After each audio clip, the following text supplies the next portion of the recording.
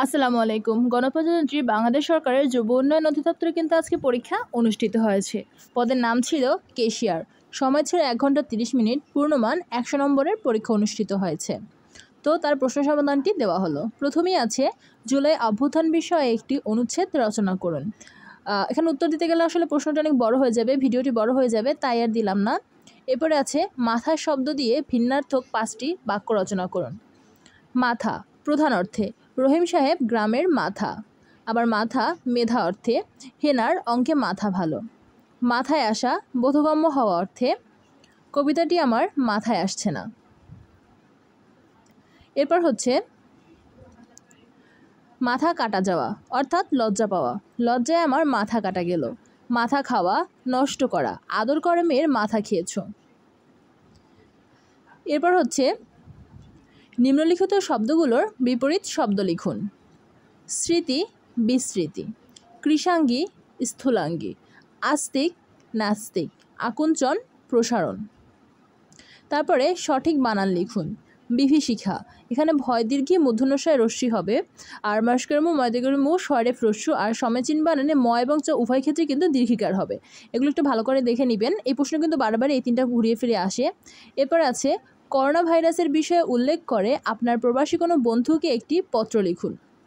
এটার উত্তরও দিলাম না, কারণ ভিডিওটি অনেক বড় হয়ে যাবে তাই। এরপরে কি এবং কি এর মধ্যে পার্থক্য লিখুন, উদাহরণসহ উল্লেখ করুন। কয়রসি কি যেটা, এটা হ্যাঁ বা না দ্বারা যে সকল প্রশ্নের উত্তর দেওয়া যায় সেক্ষেত্রে কিন্তু বসে। যেমন তুমি কি খাবে, উত্তর হ্যাঁ বা না, হ্যাঁ খাবো অথবা না খাবো। কি এর উত্তর বিশেষ্য বা সর্বনাম পদে পাওয়া যায়, যেমন তুমি কি খাবে, ক্ষেত্রে আমি ভাত খাবো, সবজি খাবো, বিভিন্ন অর্থই কিন্তু হতে পারে। তাই এই দুটি পার্থক্য, একটা হ্যাঁ এবং না বোঝায়, আর একটা কিন্তু অর্থ বেশি হবে, এটা বোঝায়। এরপরে আছে ফিল ইন দ্য গ্যাপস অর্থাৎ শূন্যস্থান। Tina has been cooking dash morning, এখানে সিন্স হবে। Tina has been cooking since morning. এরপরে আছে dash you buy that book yesterday, এখানে ডিড হবে। Did you buy that book yesterday, এখানে ইয়েস্টারডে আছে পাস্ট টেন্স, তাই ডিড হবে।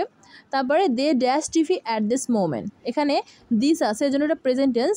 দে are watching TV at this moment. One of the boys dash absent yesterday, এটা past tense আছে এবং one of the boys বলা হয়েছে, তাহলে এটা সিঙ্গুলার ফর্মে হবে, এই জন্য ওয়াজ হবে। তারপরে I wish I dash a king, I wish I were a king. তারপরে আছে he is suffering from fever. He works in a bank হবে, এ পরে যাবে, একটু ভুল হয়েছে, typing mistake. He works in a bank. I like bread with butter. এরপরে আছে you should abstain dash smoking, from হবে, you should abstain from smoking. তারপরে আছে industry is the key to success. Number 8, right briefly about the theory of 30 of doctor Mohammad Yunus. এটাও দিলাম না, video বড় হওয়ার জন্য, পরবর্তীতে হয়তো দেওয়া হবে। এরপরে আছে ট্রান্সলেট ইনটু ইংলিশ, অর্থাৎ বাংলা থেকে ইংলিশে ট্রান্সলেশন। প্রথমেই আছে বৃষ্টি পড়ছে, ইটস রেইনিং।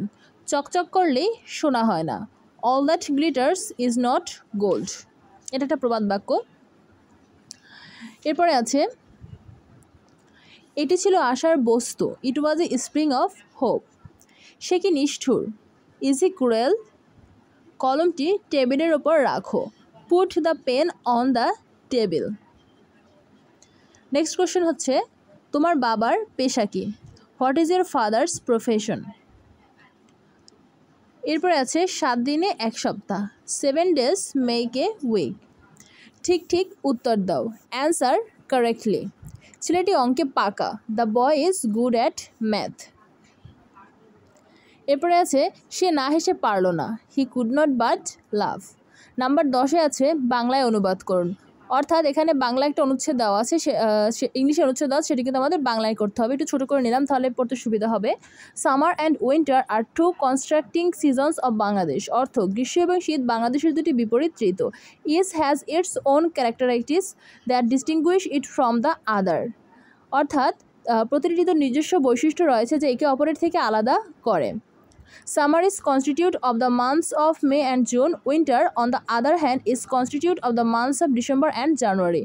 অর্থাৎ গ্রীষ্মকালীন মে এবং জুন মাস নিয়ে গঠিত, অন্যদিকে শীতকাল ডিসেম্বর এবং জানুয়ারি মাস নিয়ে গঠিত। এরপরে summer is very hot and humid season, অর্থাৎ গ্রীষ্মকাল অত্যন্ত গরম এবং আর্দ্র ঋতু। নাম্বার 11 গণিত অংশ।